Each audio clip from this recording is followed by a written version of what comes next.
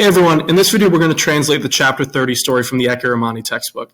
So before we do that, like I always tell you, you want to make sure that you have the vocab under control. So take a look at the chapter 30 vocab. It's a decent list, so make sure you're memorizing it as best you can. Go through it, memorize it, look at any English derivatives you can find to kind of associate the words to English words to help you with the understanding of them.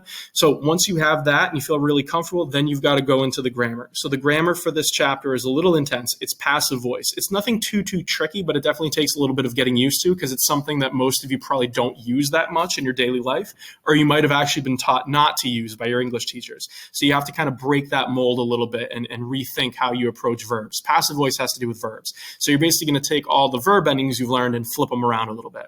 So we'll spend some time doing that before we dive into the translation. But once you feel really comfortable about the grammar, right, look through the grammar notes in the textbook, watch my YouTube video if that helps you, anything you can do to make sure that you feel really comfortable with it. Then you want to make sure that you're actually diving into the story with some preparation and some understanding so that you're not really confused, because this is going to look pretty different from what you've seen so far. But before you do that, the last thing you want to do is partner up with someone from class, read the story out loud to them. I always tell you this, but it's much easier to read the Latin aloud. You'll catch a lot of the patterns and your pronunciation will improve. It'll just help you with understanding the language. Then you want to have that partner read the story back to you so you can listen. You never want to shut off those two modes of learning, your speaking and your listening skills. They'll all work together to help you understand the language.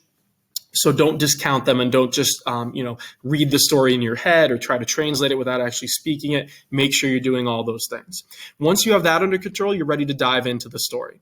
But first, we want to just make sure that we have this grammar, feeling pretty confident about it so that we can move forward and not be confused. So the first thing that you look at in this chapter's grammar is the vivid or historical present. So this sounds complicated. It's really not. But the idea is very simple. Sometimes we use the present tense to talk about past actions, which sounds counterintuitive, but it's really not that difficult to understand. You probably do this a lot in your daily life. So we do this to make the story more vivid or just try to make the listener feel like they're there with us in the moment. So for instance, you might have said to a friend or told them a story about something that happened to you on the way to school. So maybe you say to them, so I'm walking to school today and something happens. You're saying I'm walking to school. I am, present tense, but this is something that already happened. Right? The reason you do that is when you say I'm walking to school, now your listener is sort of transported and they're there with you. They're in the moment with you. It feels more real, right? As opposed to say, when I was walking to school, something happened.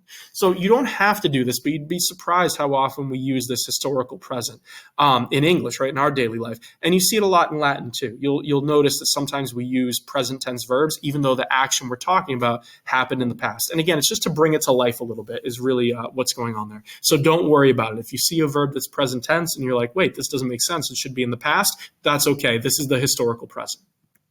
The big topic we're after, though, in this chapter's grammar is passive voice. And this takes a little bit of unpacking. So again, I'd highly recommend you take a look at my YouTube video where I really unpack this for you and dive into the notes on the Ecce Romani textbook. But the idea is pretty simple. If you think of something or someone that's active, so let's say you have a friend who's really active. What does that mean? It means they're always moving around. They're doing stuff, right? That's what it means to live an active lifestyle. So active voice verbs are the ones that you've seen your entire time in Latin through the first 29 chapters. An active voice verb is when the subject is performing the action. So you'd say something like, I was carrying water in the example in blue below. That's active voice, right? This is what we've been seeing the entire time. But you can flip the verb to what we call passive voice. So if you think of someone who's really passive, it means they're not really doing much. Stuff happens to them, right? So maybe instead of going out and like playing a sport, they just sit on their couch and watch it, right? They're not really doing anything. That's called a passive lifestyle. And in this case, a passive voice verb is when the subject of the sentence is not doing anything. Instead of doing something, something is happening to them. They're receiving the action is one way to say it. So if you look at the examples below, I already gave you the first one, the active voice verb, I was carrying water, which makes total sense. These are the verbs we've seen through the first 29 chapters of Latin and probably the ones that you use most often in your own day-to-day life. But you could also express the same meaning by saying water was being carried by me. It sounds a little backwards, but that's the passive voice, right? The subject is the water. but the water's not doing anything. Something's happening to it. It's being carried. So the trick here is to break what you know about passive voice, because you probably were taught early on in English class that we don't use the passive voice or don't use speak in the passive voice. It's totally fine to do it. Latin uses it a lot. So we're going to break that mindset and kind of unpack it in this chapter. So regardless what you might have been taught about passive voice, there is a time where it's very useful to use, right? And Latin uses it a lot, but even in your, in English, in your daily life, there's actually a good time when you would use passive voice. Usually we use it when the person doing the action isn't the most important part of the sentence. So what do I mean by that? If I said to you, the window was broken, right? What's missing here? I didn't tell you who broke it. So the question is it important to know who broke it? Or is it just the fact that it was broken? Right? What's the most important part? If I were to say to you, the boy broke the window, or the girl broke the window, or whatever, the dog broke the window, that would be different, because now I'm telling you who broke it. I'm saying to you, it's really important that you know the dog broke the window. Got it. There's usually a time and place for that. But if it doesn't matter who broke it, you would just say the window was broken, right? It doesn't matter who did it. That's not important. The important part is the fact that it got broke, right? It was broken. So that's when you would use passive voice. So it's a really good thing to think about. Sometimes it's really not important to think about who did the action. It's just more the who received the action, or what received the action, or the fact that the action was done. Another reason we might use passive voice is sometimes we just want to hide who did the action, right? So the most famous kind of passive voice phrase is mistakes were made, right? We hear this said a lot by people. Yeah, mistakes were made. They're hiding who did it. They're not saying I made mistakes. They're like, oh no, mistakes were made. When you hear that, you have no idea who made the mistake. You're de-emphasizing the person who made the mistake, right? That's when you would use passive voice. Usually when people say that, they're really trying to hide the fact that they made the mistake. So it's kind of a shady way of using passive voice, but we do see it a lot. Or maybe you might, go home and tell a parent or guardian, say, I was failed by my teacher. Right? When you say that, I was failed by my teacher, you're putting the emphasis on your teacher, right? You're saying this person failed, right? Failed me. You're not saying I failed the class, right? Or I failed the test. You're saying, the test was failed, right? My teacher did it, is kind of the idea. So this is another way of using passive voice to kind of de-emphasize who actually did the action, or really what happened in the story. In the second example, you are saying who did it, but you're kind of trying to hide the fact that maybe you failed the class. So you're telling it, something happened to me. I was, betrayed by my teacher. They failed me. I can't believe it. That's another time you might use passive voice. So there's a few different examples of when we'd use it, but it is useful to know how passive voice works, because sometimes it's important to use. So how do we form this in Latin? Well, passive voice and active voice actually follow the same rules, right? With a couple little exceptions, but they're basically the same thing. So you're not really relearning how to form tenses. The tenses stay the same. You still have present, imperfect, future, right? Those are the three we're going to cover in this video. The process is the same. The difference is really the endings. So up until this point, you've learned the endings ost, mus, tis, un, right? Which means I, you, he, she, it, we, you, all, they. Or for imperfect tense, it was bom, ba, spot, to spot. And for future, it was either bo, be, boo, or the a and 5e. So you've learned certain active voice endings. Now you need to learn the passive voice endings. There are R-I-S-T-U-R, M-U-R, M-I-N-I, and N-T-U-R. So they mean the same thing. R means I, R-I-S is you, T-U-R is he, she, it. The meaning hasn't changed. It's just we use different endings to represent the passive voice. The process, though, remains exactly the same. So what do I mean by that? Well, if we're forming the present tense in the passive voice, you would do the same thing as active voice. You would go to the infinitive and drop the RE to get your present stem. For third and third IO, you would do the vowel flip, the E to an I, right? All those pieces still remain the same. The vowel flips, everything, flipping the I to a U in third person plural, all the same. The only slight tweak is in second person singular, it stays in E instead of flipping to an I. And I'll show you what I mean on the chart, but minor detail. Now, instead of adding OST mus to sun, we're adding R-I-S-T-U-R, and down the line, we're adding the passive voice endings. So again, the process remained the exact same. The only thing we really tweaked is the endings, right? That's how you make passive voice. So this would be an example of it. So for the verb portare, to carry, active voice would be porto, portas, portat. Passive voice is portor, portaris, portator. Right? I've changed the ending, but otherwise I did the exact same thing. I took portare, I dropped the RE, and I had my stem, right? And then I just added my ending. So porto became portor, right? So again, you keep the O there. That's an important point to mention here. The O from active voice actually stays there. We're really adding the R. But otherwise, everything is the same, right? And if you look in third conjugation, mitere, you'll notice that in second singular, it's miteris with an eris instead of an I. That's the only real difference here. Everything else stayed the same. We still have the same vowel flips, the I to U, the E to an I, it's all there. So don't get too hung up on passive voice. It's really about changing the endings, not necessarily the process. And then you have to understand what the translations and the meaning is. So again, let's unpack that meaning, right? We said passive voice, something's happening to the subject, not the other way around. So for example, in that first conjugation verb, portare, if I said porto, that means I carry. When I make it passive and say portor, it means I am being carried. Right? If I were to say, portamur, portamus, we carry. Portamur means we are being carried. So you're changing your translation from basically I am doing something to I am being something, if that makes sense, right? You're flipping from active to passive. The imperfect tense, we're doing the same idea. Follow the process and just change your endings. So you still go to the infinitive, you still drop the RE, that'll give you your present stem, you still add BA, but now instead of MST mustis we have RISTUR, and down the line, we're adding our passive voice verb endings. But otherwise, the process is exactly the same. So if you look here, right, you can look at this chart and you're going to notice it looks really familiar. All we've done is change the ending. So instead of bam, ba, spot, you have bar, baris, bator, right? And again, the translation changed too. So instead of saying portabam, right, I was carrying, we say portabar, I was being carried. So present tense is I am being carried. Imperfect would be I was being carried. And that's the only difference. For future tense, exact same thing. Remember, with future tense, the first and second conjugation does something different from third and fourth conjugation verbs. So for first and second, the process is the same. You go to the infinitive, you drop the RE, you add bo, be, boo. The only difference, second person singular, again, is a BE, not a BI. That's one thing you'll notice. Then you add your passive voice endings. Right? So this is what it would look like if you had, this is the third and fourth conjugation. Same idea. You would go to the infinitive, drop the RE, you would add the A and 5 E's, right? Same process, but you add the passive voice endings. This is what it looks like when you bring it all together, right? This is your full chart of future tense. And again, notice that it looks very similar. Instead of portabo, right, I will carry, it's portabor, I will be carried, just passive voice. And you can go down every conjugation in this chart. You're going to notice the similarities. It looks exactly the same. The only tweak is we're using the passive voice endings. So now that we have that grammar under control, and hopefully you're feeling pretty good about it, we can dive into the story. And as we go, I'll point out different places where the passive voice shows up, but you actually get a pretty good taste of it in this chapter 30 story. So this story, remember, is called Fire. So this is the continuation of chapter 29 when Aurelia and Cornelia were being carried through the streets. And at the end of that story, they had the whole story of the pig escaping and the guy falling into the ground. At the end of that story, Aurelia saw smoke and flame, right? That was how the story ended.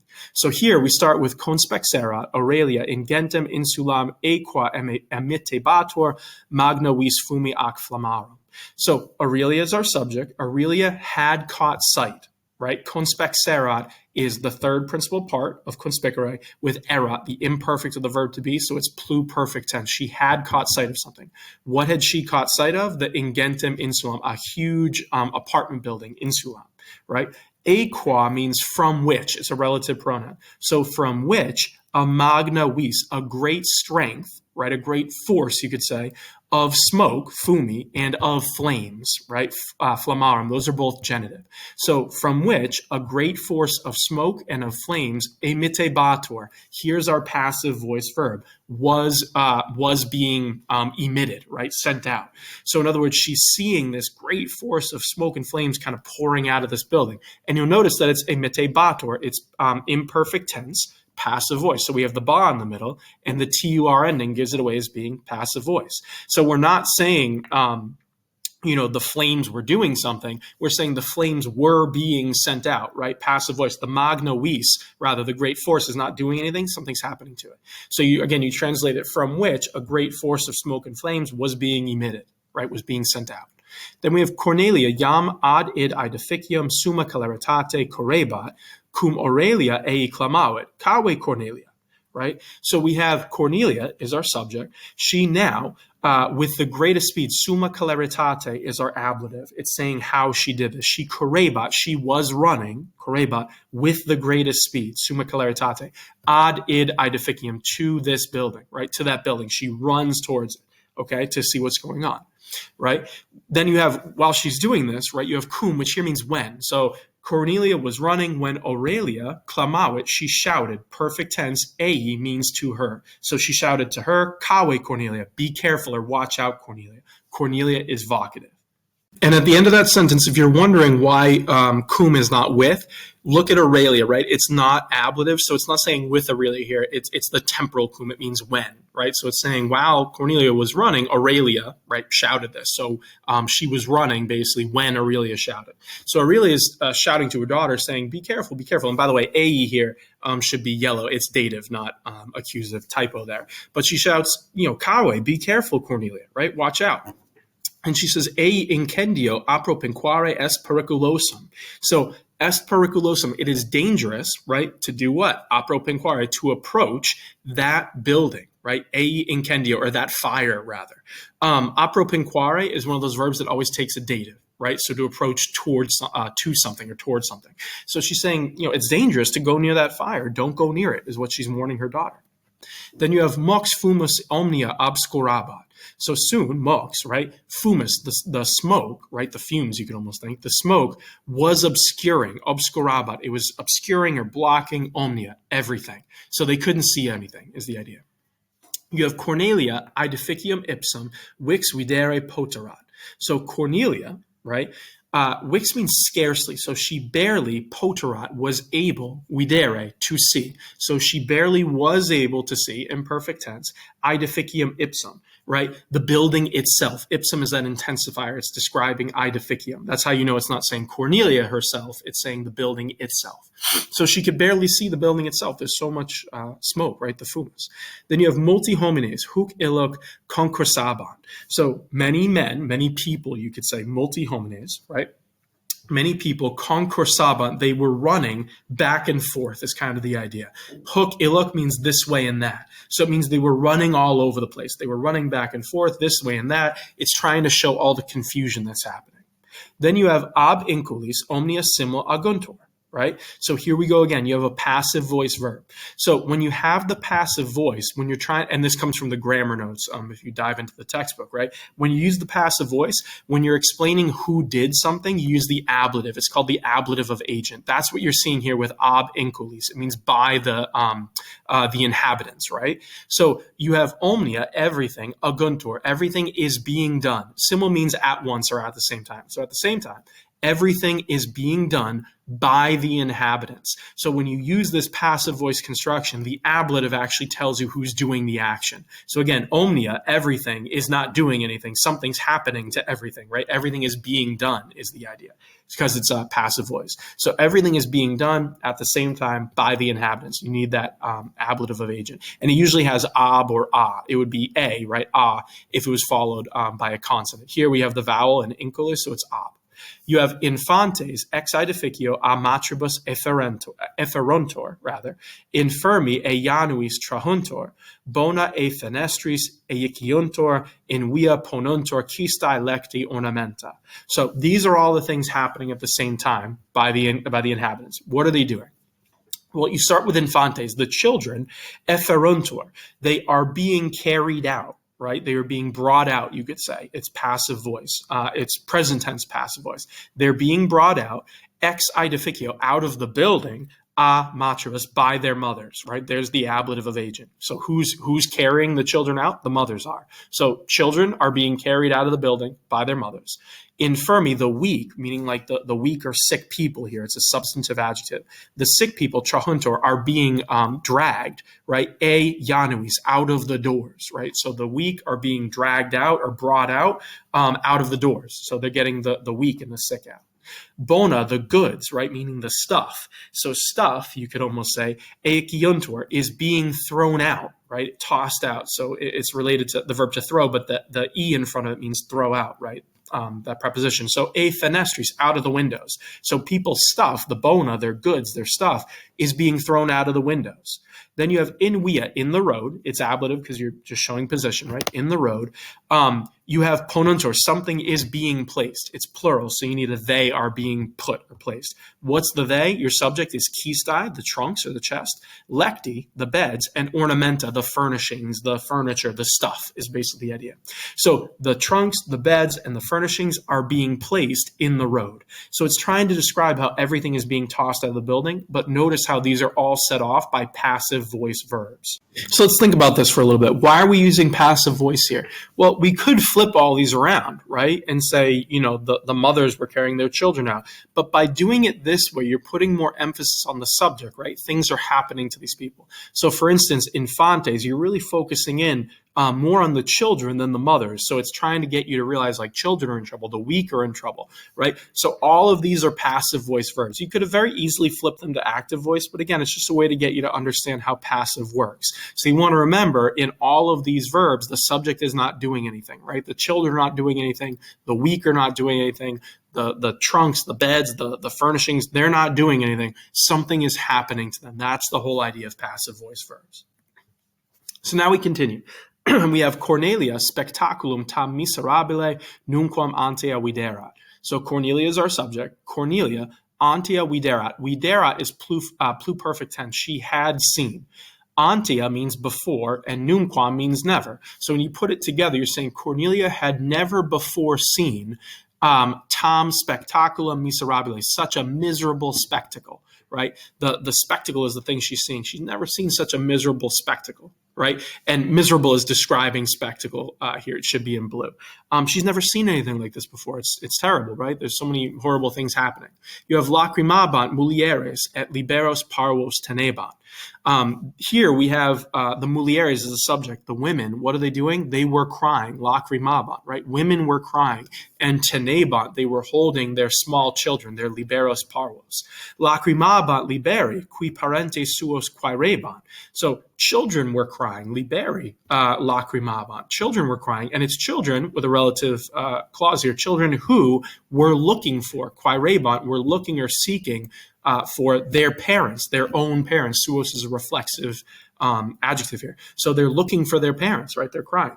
Clamabant parentes, qui liberos suos petebant. The parents were shouting, right? And it's the parents who, that should be read, it's nominative, who were looking for, petebant, their own children. So it's describing the chaos, right? Women are holding their children are crying and looking for their parents. The parents are shouting, looking for their children. It would be a very traumatic and chaotic moment if there really were a fire in Rome. And remember, you can dive into this a little bit, but fires are pretty common because you have wooden structures, right? Apartment buildings are really close together. A lot of people in a confined space. They're probably using candles at night to be able to see if they have them. It's very easy to light this on fire. And, if the fire is on the bottom floor, there's really nowhere to go. So it would be a pretty horrible thing. And fires are always a problem in ancient Rome, particularly in the city of Rome.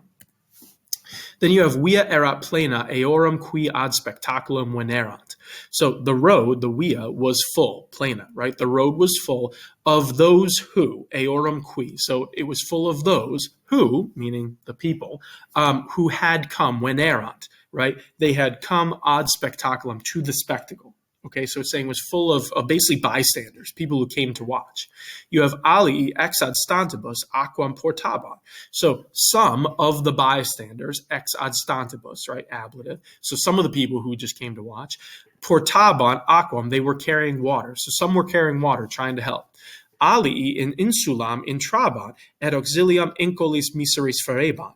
So others, right, ali, some and others. So others were entering intrabant. They were going into the insulam, into the apartment building.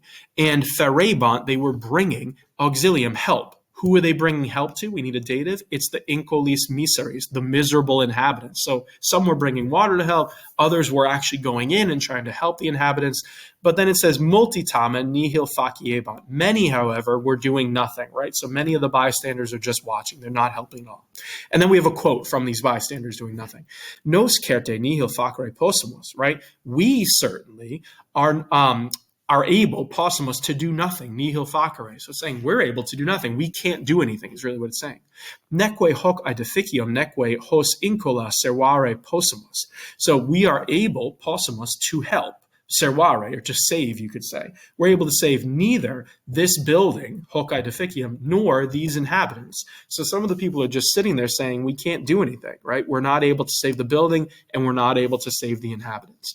Then you have Ecce, look, in tertio tabulato huius insulae est mater cum duobus liberis. So on the third floor, in tertio tabulato, of this building, of this insulae, of this apartment building, there is a mater, a mother with two children, with a mother with her two children, you could say.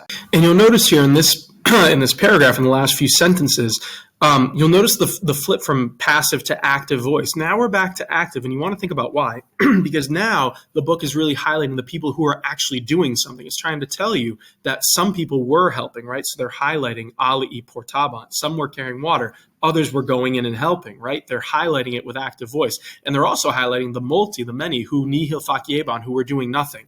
If you put active voice, now you're putting the emphasis back on the subject. And you're saying, look, you actually did nothing here, right? It's a little more forceful than saying nothing was being done by anyone. Like, no, many people actually did nothing. So you want to catch that that active voice verb here.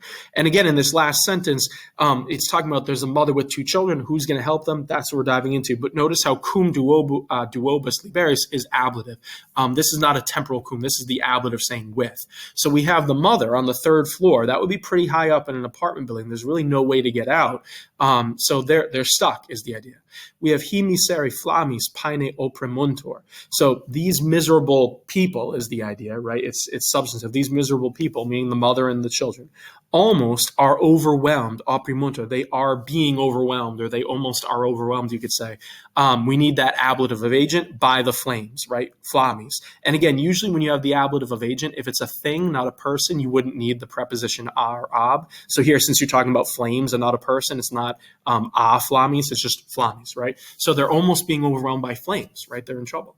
Then we have si inculae se servare non possunt, quid nos facere possumus. So again, this is a quote from the people doing nothing. They say, if the inhabitants, the inculae, are not able, non possunt, servare, to save themselves, se servare, right? If they're not able to save themselves, quid nos facere possumus, what are we, nos, able to do? Facere possumus, right? So the bystanders are justifying it by saying, if they can't save themselves, what are we supposed to do, right? They're ignoring or not really trying to save this mother and her poor children. Then we have subito exclamavit unus ex ad stantibus, rather. Cavete omnes, right? So suddenly, unus, one out of the bystanders, ex ad stantibus, one of the bystanders shouted, perfect tense, exclamavit, right? They shouted, cavete omnes, be careful everyone, right? Omnes is vocative. He's calling to everyone, or she is calling to everyone saying, watch out, right? Be careful everyone. Nisi statem offugietis, vos omnes aprimemini aut laupidibus aut flammis. So the person shouts, unless, nisi, offugietis, we will leave, or sorry, you all will leave, rather, you all will flee or run away immediately. You all, vos omnes, oprimemini, will be overwhelmed. It's future tense passive voice. You will be overwhelmed either, here we have out, either by the stones or by the flames, meaning the flames coming out of the building or the stones that the building is made out of kind of falling. So someone's saying, watch out, the building's about to come down. Tum Cornelia, ahiu mater inque, ego valde commoveor cum hos tam miseros liberos video. So then Cornelia says, right? She says, ahiu mater, oh no, or alas, mother, right? She says, I am moved, commoveor, right? Passive voice. I am emotionally moved is the idea. Valde means very much. So she says, I'm very moved when I see, or I guess see is probably the best way to do video. When I see those people, right? Those miseros liberos, those miserable children, or these miserable children, you could say. Hos is hikai focusing this. So she's saying, I'm so moved, I'm so sad, upset when I see these miserable children. She says, quis eis auxilium feret? Who, quis, right, our interrogative, who will bring auxilium, will bring help. Feret is future tense, right? The E in front of it, the ET, it's future tense. Who will bring help, eis, to them, dative. Quomodo effugient. How will they get out? How will they escape, right? By what means, you can almost say, or in what way will they escape? How will they escape? Effugient, again, is future tense. So she's talking about the children. How are they going to get out? Quid eis accidet? right? What will happen, future tense, akide, eis, to them. So Cornelia is saying all these things to her mother, saying, I'm so sad. I see these children stuck up there. Who's going to help them? Who's going to bring them help? What are we going to do? Right, is the idea, right? She wants to be able to help, but she just doesn't understand how she can or who will help these children. So now we move on to one of the coldest sections, the coldest paragraphs in Ecce Romani. It's something that every year we read this, and we're always wondering why they would bother putting this in here. It's so cold-hearted. But we'll take it for what it is. It's in the story, and we can kind of analyze it for what it is, but at least translate it. You have cui responded Aurelia. So to whom Aurelia responded, meaning Aurelia responded to her daughter, right, to Cornelia. And she says, id nescio, I don't know. This I don't know, or I don't know this, you could say. She says, I don't know. Sine dubio, jam mortui sunt. Without a doubt, sine dubio, now, jam, they are dead. Mortui sunt. So really, with a really cold reaction to the woman, the mother and her two kids that, Cornelia was watching burn to death in a fire. Pretty horrible reaction from Aurelia. She says, they're already dead. Said, cur tu ita como eres. She says, but why, cur, are you so moved? Como eres? Why are you so upset by this, right? Why do you care is really what she's getting at.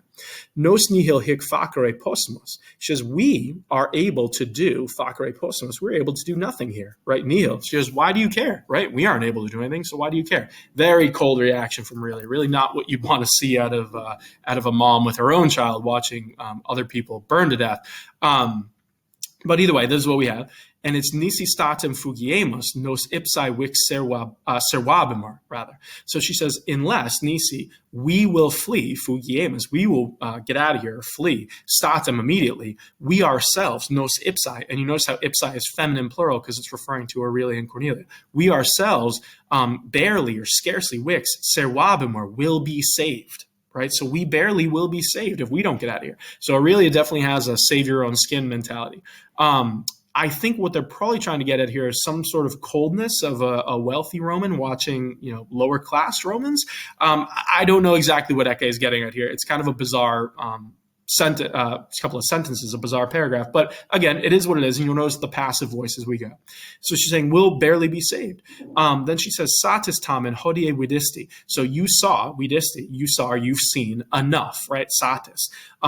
Today, hodie. So tamen means however. So she's like, however, you've already seen enough today is basically what she's getting at. It's time to go. So she says, age, come on, ad forum ibimus ac lires amemus. So let's go, age, right? It's that singular imperative. She says, come on. Ibimus, we will go to the forum, right? And ememus, we will buy glires, the dormice. So she kind of moves on with her day. Like, that's all right. These people died horrifically in a fire. Let's move on and go get the dormice, right? So she kind of moves on with her day. Then you have illo ipso tempore, parietes insulae magno fragore cecideron. So at that very moment, illo ipso tempore, right? Ablative, it's showing the time, right? At that very moment. Parietes, the walls, insulae of the apartment building, they cecideron, they fell down or they crashed down. Magno fragore, with a loud crash, right? So they came down or fell with a loud crash. So the apartment building does fall down. Nihil manebat nisi lapides ac fumus. So nothing was remaining, manebat, nothing remained, you could say, except nisi lapides ac fumus, stones and smoke. Right? So this is how the story ends. The apartment building collapses. Everyone is presumably dead. And, Aurelia and Cornelia kind of move on with their day. It's a pretty sad story, honestly. But again, you want to think about culturally, it's worth looking into. Fires in ancient Rome. There's a lot you can read on here, a lot of different articles, videos. You'll learn about how they tried to stop fires, but fires are definitely a problem.